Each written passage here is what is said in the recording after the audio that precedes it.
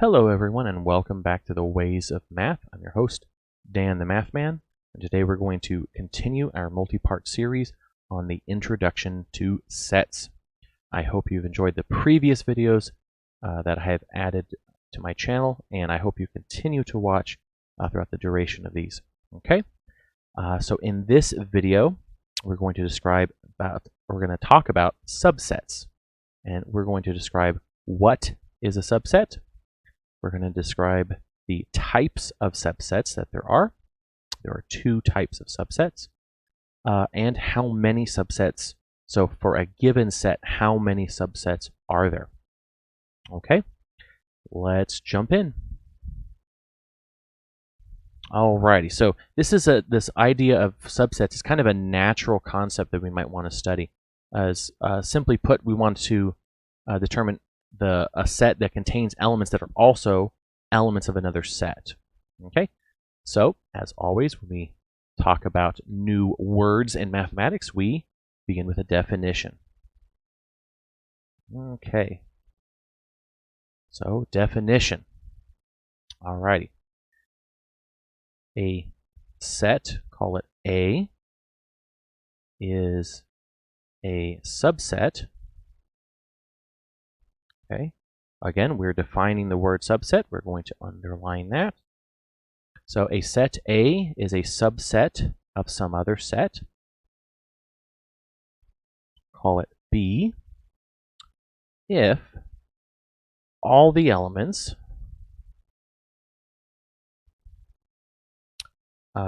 in set A are also elements of the set B. Okay, and this is denoted by this symbol. Okay, so this is red. This statement is red. A is a subset of B. Okay, sometimes this is also read A is contained in B. Okay, but this is usually we define it as being a subset, and this is the normal notation. Okay, that we use for that. Okay, and then sometimes in context we might reference B as the superset of A, or we might say that B contains A. So kind of reading the statement backward.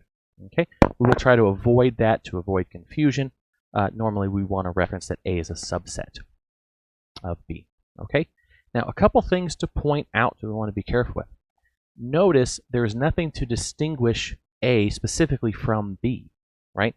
So notice we only talk about A having elements that are also in B, but it doesn't say anything about B needing anything else.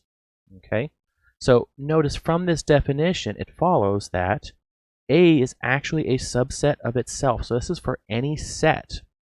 A is a subset of itself. Okay, and this is precisely because it satisfies the definition. All the elements of A are, of course, in A. So therefore A is a subset of A. Okay, so that's one special thing. Another special thing to note is that for any subset, okay, the empty set is a subset of all sets. So for any set A, then the empty set is a subset of it. Okay, so the empty set is a subset of all sets. And that's precisely because all the elements, namely none of them, are in the set A. So therefore, the empty set is a subset of A. Okay? Alrighty, so before we proceed with examples, we have another type of subset that's a little bit more restrictive on its definition. Okay, and this is going to be the definition of a proper subset. Okay, so now we'll go ahead and continue on with that definition. Okay, so another definition. Alrighty, a set A, again, is a proper subset. And again, this is what we're defining here is proper subset of a set B, call it B, okay? And this is denoted by A is a subset of B. Notice we don't put the little line underneath, right? We kind of think of like inequalities. We put a little line underneath. That means it could equal. And as we saw up above, these sets could be equal, and we still have that as a subset. But here we don't have that line. So you can kind of think of not having that line as meaning a proper subset, meaning that this is contained in there, but it cannot be equal. And in fact, that's how we define a proper subset. So A is a proper subset of B, okay, denoted this way. If A is a subset of B and, big and here, right? So it has to satisfy both parts, and A is not equal to B, right? We talked about two sets being equal and not equal, okay? So they can't be equal, but A must be a subset of B. So this kind of implies that B has all the elements of A, but has at least one additional element, so something else that isn't contained in A. Okay, and that's what we call a proper subset. Okay, let's jump to some examples of this. Okay, so let's say we define some set A. So this is going to be our set of examples as being the set 1, 2, 3. And let's define B as being the set 1, 2, 3, 4. Oops. Watch those curly braces, folks. Okay. Now in this case, we see that the element 1 is in B, the element 2 is in B, and the element 3 is in B, right? So that means since all three of these elements are also over here, then A is a subset of B. Okay? Now notice A and B are not equal. So since A is not equal to B, right? B contains this extra element 4, then we can also say that A is a proper subset of B. Okay? You might also hear A is strictly contained in B, right? Remember, like when we talked about earlier, this might be read as A is contained in B. We might say this is A is strictly contained in B. Okay? But more commonly, we'll say A is a proper subset of B. Okay, let's take a look at another example. So suppose A is the set of all even, positive integers. Okay, so this is 2, 4, 6, 8, 10, 12, etc. Okay, this infinite set of positive integers. Okay, then the set A is a subset of the set N. Remember from our previous video, the set N is the set of all natural numbers, right? So 0, 1, 2, 3, 4, 5, 6, 7, 8, 9, 10, etc. So all the counting numbers, A is a subset of N. And in fact, since A is not equal to N, right, it's only the positive integers. It doesn't include any of the odd integers, and it doesn't include 0. Okay, not only is it a subset, but more strictly, A is a proper subset of the set N. Okay? Take a look at another example here. Okay? Suppose A is the set apple, orange, banana. Okay? And let B be the set orange, banana. Let's see if I can squeeze this in a little bit better. B is the set orange, banana, and apple. Okay, so we see that these sets are actually equal. Okay, right? We have apple here and here. We have orange here and here. We have banana here and here. Right? So all the elements in A are also elements in B, as we see there. Okay, but now notice here, there's no additional elements. Okay, so A is a subset of B. However, A is not, and we typically do not with a slash through it, right, as we do with many other things. A is not a proper subset of B, and this is because we break our definition, right? Part of our definition was that A can't be equal to B. So, but it's because A equals B that it's not a proper subset of B. Okay, now let's consider this idea of all the possible subsets, right? So this is, it's kind of interesting to think about all of the subsets of a given set, okay? Now, with a little bit of work and kind of some ingenuity and some organization, we can actually do this just kind of by thinking about it, okay? So, as an example, okay, suppose I give you the set A is 1, 3, and 12, okay? And let's think of all the possible subsets of A. Okay, well, first let's start at the bottom, right? We know that the empty set is a subset of all sets. So we know, okay, so if I'm going to list all the subsets of A, then I know that the empty set is a subset of A, okay?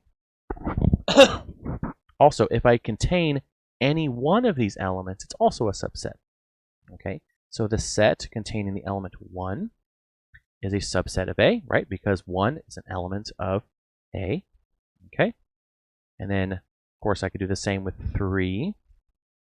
And I could do the same with 12, okay? So 1, 3, and 12, these individual elements are also subsets of A, okay? So I can also pair any of the elements, okay? So suppose I pair 1 and 3, right? So if I take the elements 1 and 3, so this 2-element set, all these elements are in A, so therefore this is also a subset of A. I could also pair the different elements 1 and 12. So 1 and 12, and these are also, right? All these elements are in here, so this is also a subset of A, okay? I can also pair 3 and 12. Right? That's another 2-element set that's a subset of A, okay? And as we defined above, we can also take all 3 elements, right? Because every set is a subset of itself. So I also have the set 1, 3, 12, and that's also a subset of A, okay? So we have 1, 2, 3, 4, 5, 6, 7, 8, 8 total subsets of A, okay? And sure enough, if you try to figure this out, you'll see that this is, in fact, all of the possible subsets, right? Now remember that ordering doesn't matter, so the set 1, 3 is also the same as the set 3, 1, so we don't worry about the ordering of the elements, okay? In fact, the ordering just helped us organize our thoughts in order to determine all of the possible subsets of A, okay? Now, this idea of subsets actually gives us an interesting theorem, right? This is our first theorem, okay? So, theorem. Any person who's taken a math class in which you encounter theorems, a lot of times these are proven. I won't do proofs in this series of videos, okay? But if there's a high enough demand for proofs, please leave a comment in the comments below and a suggestion, and I can always make other videos for which I can actually write out some of the proofs for these things, okay? But for this one, we're not going to prove it. So theorems are things, for those of you not familiar with the mathematical terminology, theorems are things that kind of extend. They're like discoveries that extend from definitions, or these are observations, but they're not necessarily obvious or something that's taken for granted, like assumed. These are things that do require something to be proven. Okay, so so what's our first theorem here? Okay, so this is all related to subsets. So two sets,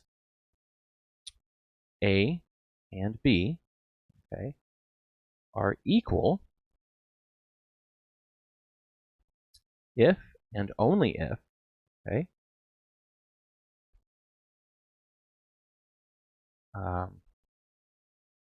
two things are satisfied. A is a subset of B, and B is a subset of A. Okay, now, so in lieu of a proof, we're going to just kind of think about why this is true, right? So if A is a subset of B, then that means everything in A is also in B. But remember, B could be bigger than A, right? Okay.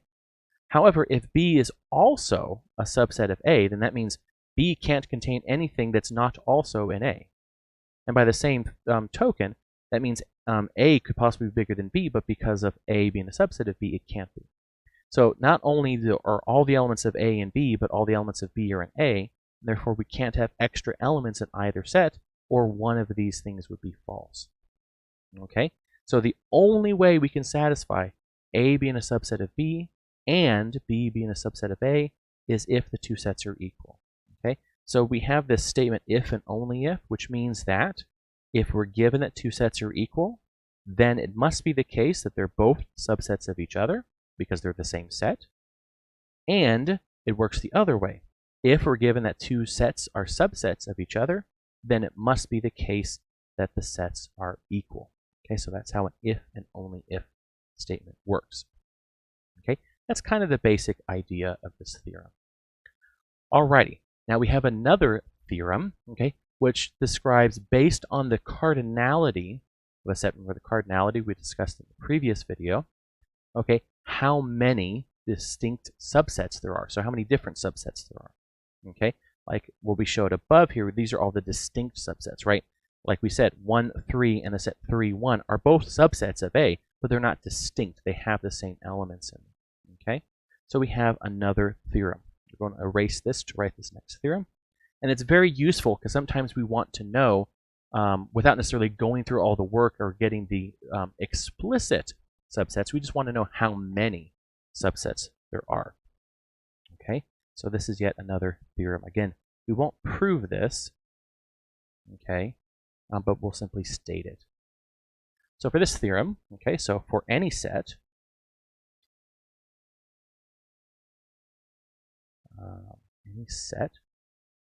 call it A, the number of distinct subsets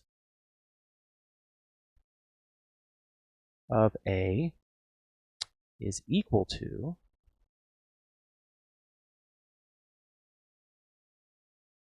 2 raised to the power of the cardinality of A.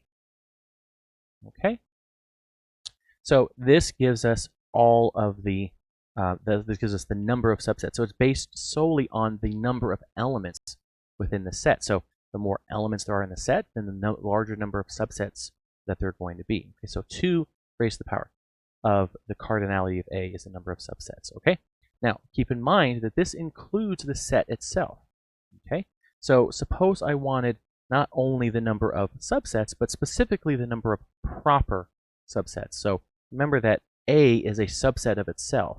So if we want to exclude that set and only talk about the proper subsets, we know that it's going to be the same number here, but we're going to subtract one set, namely the set itself.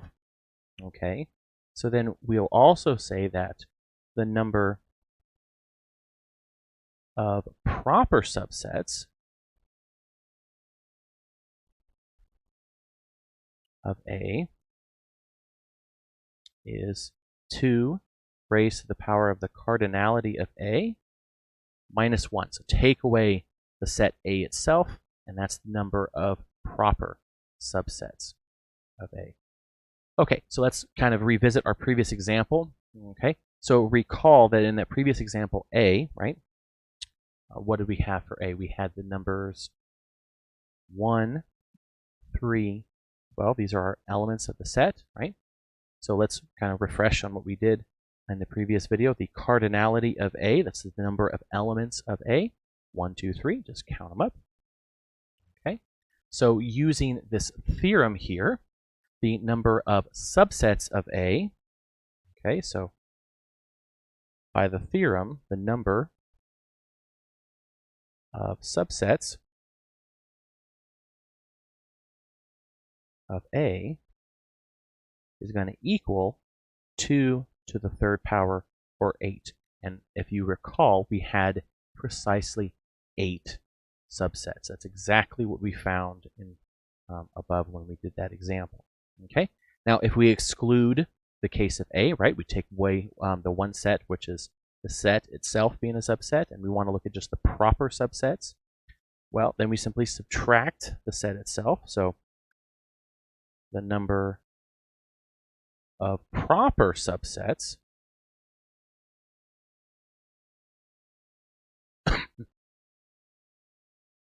of A is 2 to the third. The cardinality is still 3, but then we subtract 1, right? So what's that? Well, that's 8 minus 1, so that's 7. And again, that's exactly the number of proper subsets we found in our previous example. Okay, so this concludes our video on subsets. Please subscribe to the channel. There will be more videos on sets. Also, if you have any comments or suggestions, please leave them in the comments below. And I hope you liked this video. I will see you in the next one. Thank you, and have a wonderful math-filled